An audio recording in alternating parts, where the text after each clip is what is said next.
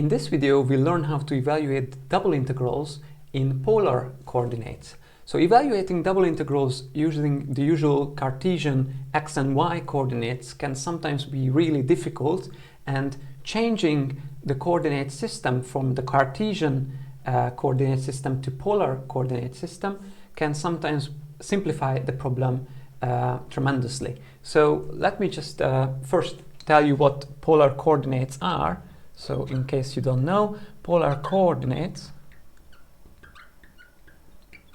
are usually denoted r and theta, and it's just a different way of specifying points in the plane. So instead of the usual x and y axes,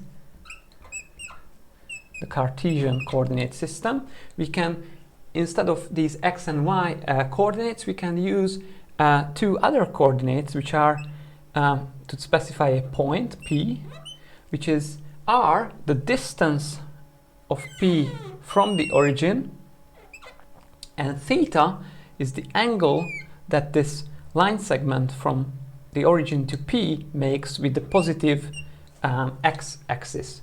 So instead of x and y, we can use r and theta, and there is a nice relation which lets you express x and y using r and theta, and all you need for this is just some basic trigonometry. So the x coordinate of our point will be r times the cosine of theta, and the y coordinate of the point is r times the sine of theta. And this way we can go from the Cartesian coordinates to the polar coordinates. And when we want to evaluate a double integral using polar coordinates, again, we do the same trick that we did in the Cartesian coordinates x and y. We subdivide the intervals for now r and theta into smaller and smaller subintervals, and we take a double Riemann sum to evaluate the integral that way. So let me just draw you a picture which hopefully will help you remember what I mean by this Riemann sum, so the subdivision of intervals. So if r changes between two values, let's say a and b, that means we are somewhere between two circles of radius a and b centered at the origin. Okay, so r equals a means we are on a circle of radius a centered at the origin. R equals b means we are in a circle of radius b centered at the origin. So this means the distance from the origin is either a or b or somewhere in between. So if r changes between in an interval a to b, then we are talking about this ring, this circular ring between the two circles that I draw. Similarly, if theta changes between two values, two angles alpha and beta, what it means, if you think about what polar coordinates are, is that we are between two rays, one that makes an angle alpha with the positive real axis, and another one that makes an angle beta with the positive real axis. So if we are talking about this polar rectangle R, that is the product of a, b and alpha beta, what we really mean is this region. So within that ring we have to stay between these two rays. So this is our region now. It's not a rectangle, it's called a polar rectangle. Okay, so a polar rectangle is a shape like this, and so now we want to subdivide this into smaller polar rectangles. the point is, so when we subdivide R, that means we take these small increments in the radius from A to B. When we subdivide theta, that means we turn this ray from the angle alpha to the angle beta. So that would be a fine subdivision of our polar rectangle. So, and now we have to figure out the area of each of those sub-rectangles. So let's just zoom in on one of those sub-rectangles. So what happens there is we have two angles, theta, well, let's call it, this angle, this ray corresponding to the angle theta, and this ray corresponding to the angle theta plus some small change in the angle delta theta. And let's call this arc, well, let's say that this arc corresponds to a radius r, and this arc corresponds to a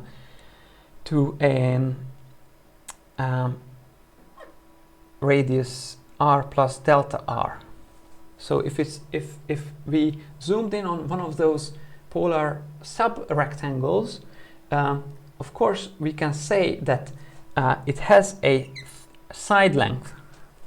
So this length right here is the difference in the radius, so that's delta r. What about this side, the length of this side? Well, if this is at radius r and this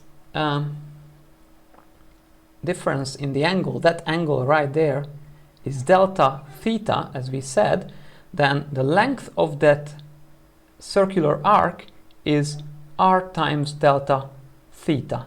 So which means that our small polar subrectangle has an area roughly that is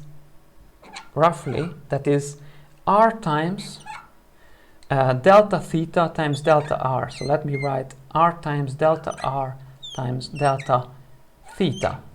So when we form the double Riemann sum that we did before, what we will have is a double sum for, of course, well, two indices, just like before.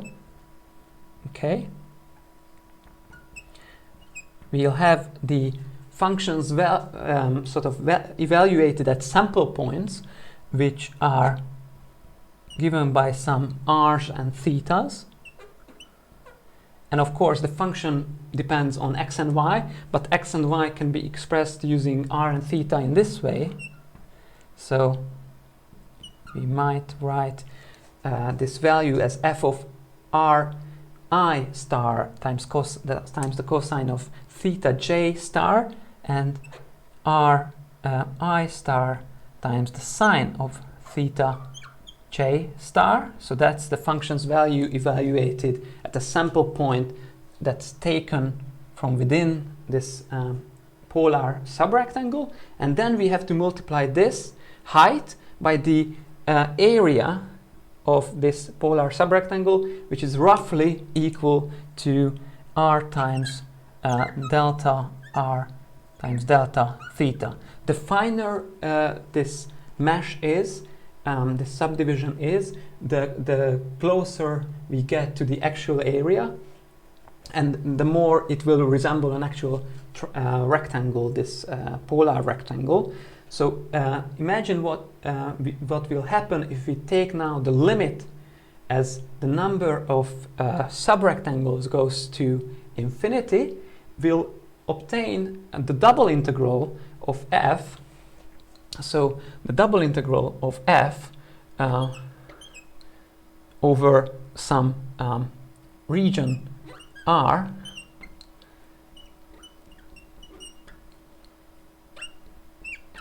in polar coordinates can be then evaluated as follows.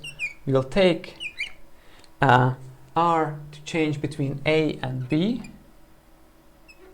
theta to change between alpha and beta, and then the function evaluated at r times cosine of theta, r times the sine of theta, multiplied by r times d, well, theta is what we are evaluating first, and then dr is what we are integrating with respect to first, and then dr.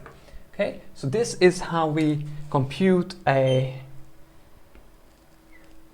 double integral in polar coordinates. And let me now ask you a question, give you an example. What is the double integral of 1 minus x squared minus y squared over the unit disk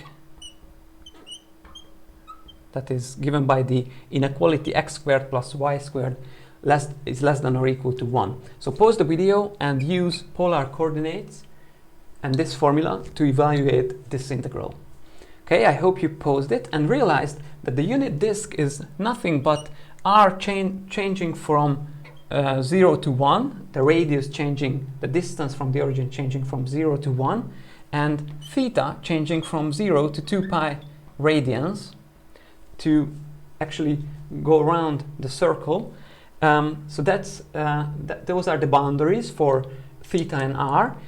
What is the function if we write it in terms of polar coordinates? So if you take x squared plus y squared according to these formulae, what you get is actually r squared, because of the famous trigonometric identity that the cosine squared plus the sine squared gives you 1.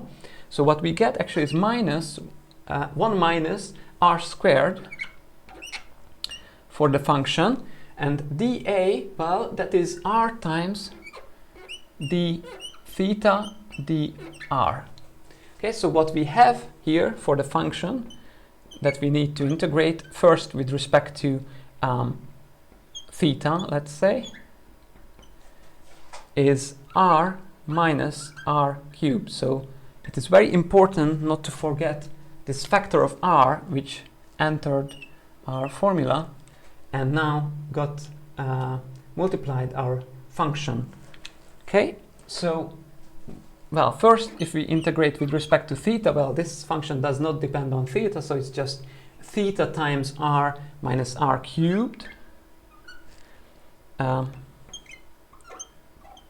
Theta times r minus r cubed, as theta changes between 0 and 2 pi. So this is going to give us a function of simply just r. So that's giving us 2 pi times r minus r cubed, which we need to integrate with respect to r, with r changing between 0 and 1.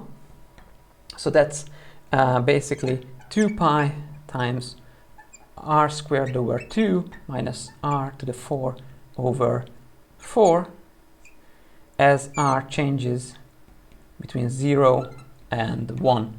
And when we evaluate that, we get 1/2 minus 1/4, giving us 1/4 times 2 pi, that's pi over 2 for this double integral.